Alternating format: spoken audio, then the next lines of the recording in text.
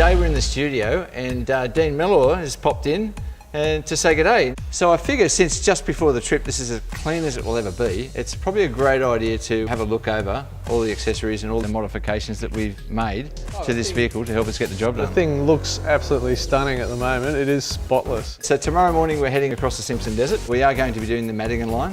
So about 18 months ago, I was contemplating a build with a 79 series. You go to some very remote places and you carry a lot of gear and the thing's got to work for you.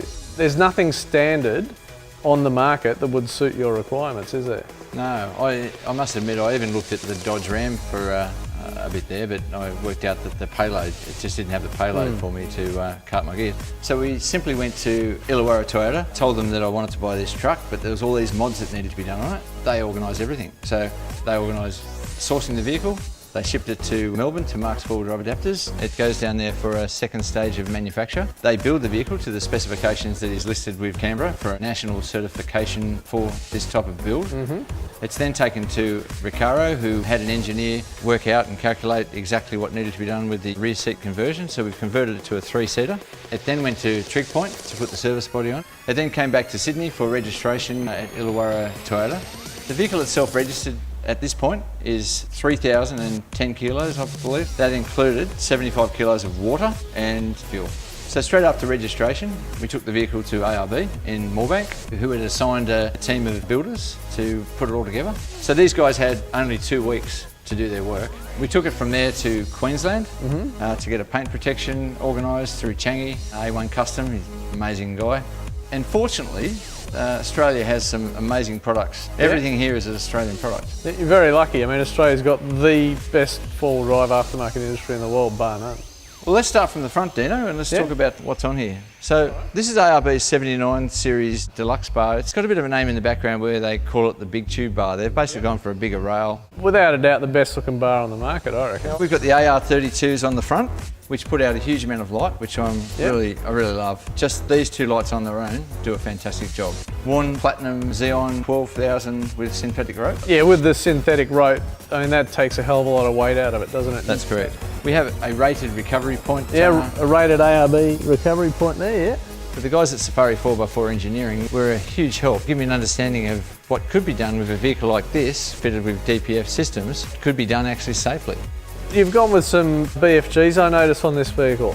Yeah, Dino, we've gone for the BFG Mud Terrain KM3s. Thought I should give them a go. You've got them on ROH rims, a Vapor, I think you called them? Yeah, they're Vapors. The reason I've gone for that rim is that they suit the portal upgrade because of the 41 positive offset. However, as well as that, they are rated for heavier vehicles. As far as the service body is concerned, Australia makes some absolutely amazing service bodies. There's so many manufacturers of products that are really good. And you know, it's hard to pick, but this was my final result, going for this one. Trig Point make this great canopy that is a combination of steel frame construction, as well as alloy for doors, alloy roof, alloy base. The best thing about this is it's not too long, so it keeps the weight forward. With the guards, the body, the toolboxes, the bumper, everything on it came to 305 kilos. Wow, that's pretty light. Pretty light. Yeah. And as you know, some of those trays that come on the standard Toyotas can be anywhere up to 360 kilos. We've split this system into two components. We've got the left-hand side is for catering, for looking after the crew. On the driver's side, it's all about photography. So all the computer work will be done over there, charging of batteries, setting up cameras, tripods and so forth will be stored on that side. So there's only one other thing that has to come into it. Gab's not into coffee. We're going to actually make coffee on the computer side. So you've got a custom drawer system in the back here too, I see. Yeah, we had a custom drawer setup made specifically to keep a nice flat deck. We've got a 60 litre ARB fridge on a drop slide. So for the driving of the vehicle, we're using links. Instead of having buttons all over the dash, we've got all this lighting around the vehicle controlled by links in the front. So as we're driving down the road, we've got full control of that. We're also using links to pump the tyres up. In the back, we're running a product called RedArc's Red Vision. Now, Red Vision allows us to look after all the lighting, look after how much water we've got in the water tank, how the battery level's going. When we're charging gear or utilising the power, we can see how much power we're using. And again, whilst I'm working there in front of that computer, I can get a full piece of information on how much power we're using at any one time. We can see how much charge we've got with solar or charge we've got whilst we're driving. We can plug the whole system into 240 if we want to. Stuart Peddle from Red Arc spent about 7 hours with me specifying this system, and then he assisted on the install with a full 3 days. There's a lot of wiring here, it's pretty crazy. Yeah. We have 4 60 amp hour lithium batteries in the back, right up the front of the service body. They're from Revolution Power Australia. Red Arc use it as a benchmark for their products. So all of their testing is handled with that battery because they know it's reliable.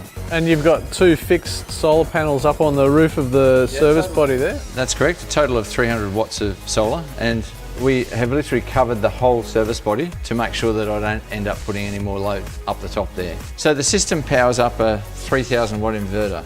Now that is a massive inverter, but it doesn't actually mean that it uses that much more power.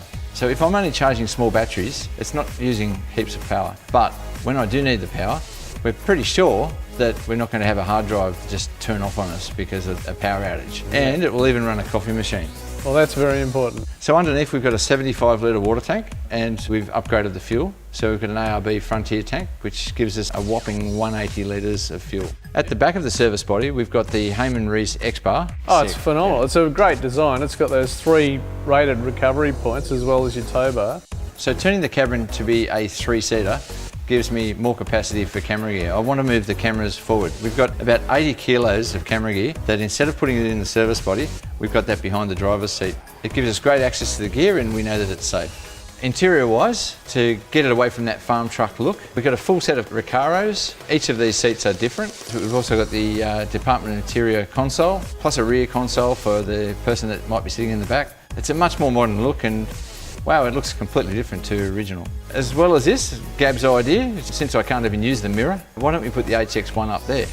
You've done an incredible amount of work to this thing in quite a short period of time. Well, mate, when you drew the curtains back and I looked at it, I was like, wow, that is something else. I mean, this is easily one of the, if not the best 79 Cruiser I've ever seen. I don't reckon it's the best, but it's pretty good. It's mate, I've seen some pretty good ones, but this is out there. This is something else. So thanks, Dino. Thanks for dropping in and to see our new rig. And yeah, we better get on with this shoot before it gets dirty. So to follow the build of the Mighty 79, stay tuned to ARB's Instagram and Facebook pages and read the full story in ARB's 4x4 Culture magazine.